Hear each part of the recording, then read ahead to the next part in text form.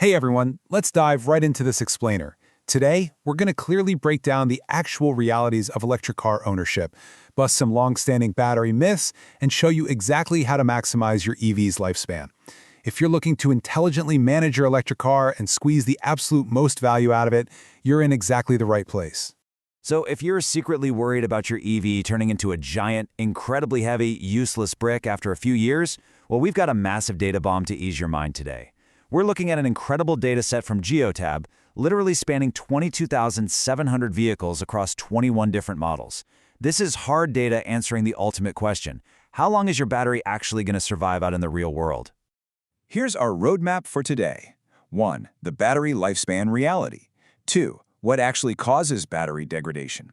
3. The European infrastructure gap. And 4. Smart charging and optimization. Let's kick things off with Section 1, the battery lifespan reality, surviving the test of time. Let's just address the biggest fear right out of the gate: battery death and capacity loss. Honestly, the panic is a bit overblown. On average, modern EV batteries lose just 2.3% of their capacity per year. To put that into perspective, after 8 whole years of driving, your battery is still projected to have around 81.6% of its original health. Modern battery packs are chemically engineered to easily outlast the actual service life of the vehicle itself. Now, what's really fascinating here is something called the Stabilization Insight. You might actually notice a slightly sharper drop in your battery's capacity during the first 12 to 24 months. But hey, don't panic. That is totally normal. Established models consistently level out after that initial period, dropping to an incredibly resilient 1.4% annual decline. It's actually a beautifully predictable degradation curve once you understand how it works. Moving right along to Section 2, what causes battery degradation? The hidden stressors. Okay, so what actually hurts a battery over time? Our first major stressor is heavily relying on high-power, direct current, fast charging. If you're constantly using chargers that blast out over 100 kilowatts, that high-intensity energy effectively doubles your annual degradation rate, taking it from a super healthy 1.5% all the way up to 3.0%. Sure, the speed is amazing, but that massive power punch causes internal kinetic stress, and that has a direct cost on your battery's lifespan. The second villain, the climate. Extreme ambient heat basically supercharges the internal chemical reactions within the battery cells. If you live somewhere where over 35% of the days exceed 25 degrees Celsius, you're looking at a cumulative 0.4% penalty to your battery's aging process. It just cooks faster. This is exactly why practicing passive thermal regulation, something as simple as parking in the shade or in a garage, is absolutely vital. The third factor really busts a massive, widespread myth about the famous 20 to 80% charging rule. Listen, charging your car all the way to 100% for a weekend road trip is completely safe. That's called transient use. But habitually leaving your car parked and idle at extreme charge levels for over 80% of its total life, that is what actually accelerates the chemical damage. It's not hitting the peak charge that hurts. It's the duration the battery just sits there at that highly stressful voltage. Let's shift gears to Section 3, the European infrastructure gap, scaling bottlenecks. Now that we know how to protect the battery chemistry on an individual level, we really need to zoom out to the macro problem. Where on earth are we going to charge all these vehicles?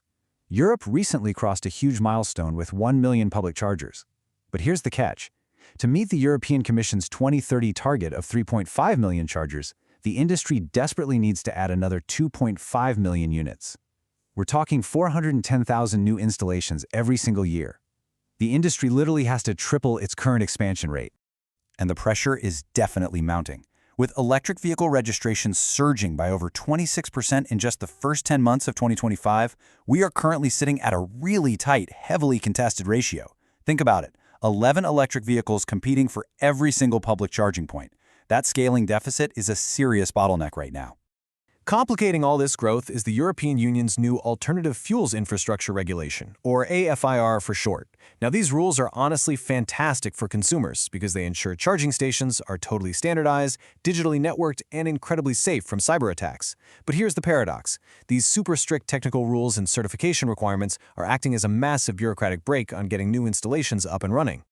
And this leads to a very real-world consequence. As experts point out, there's a massive skilled worker shortage going on, which means unqualified subcontractors are stepping in and making some pretty dangerous installation errors. We're talking undersized cables or completely failing to ground the units properly. This creates serious safety liabilities, spikes operational costs, and just bogs the whole network down even further. Which brings us to our final part. Section 4. Smart Charging and Optimization. Managing your asset. So how can you, the intelligent EV owner, navigate these infrastructure headaches and optimize your total cost of ownership? Well, first off, to guarantee fast charging on road trips, you absolutely must communicate with your vehicle. Always use your car's native navigation system when you're heading to a charger. This lets the software automatically precondition the battery thermally. If you roll up to a high-speed charger with a cold battery, the chemistry simply can't safely accept that energy, and you're just going to be stuck waiting in the cold.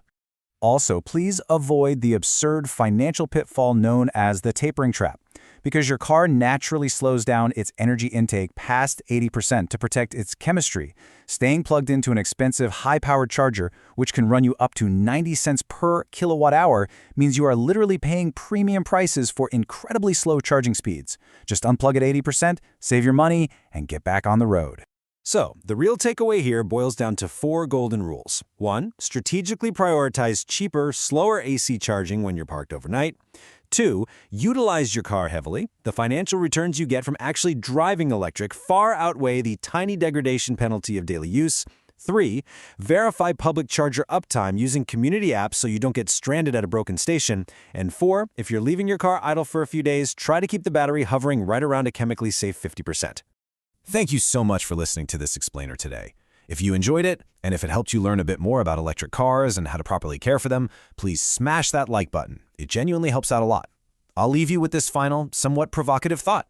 Are you ready to stop blindly worrying about your battery and start intelligently managing it as the incredible asset it actually is?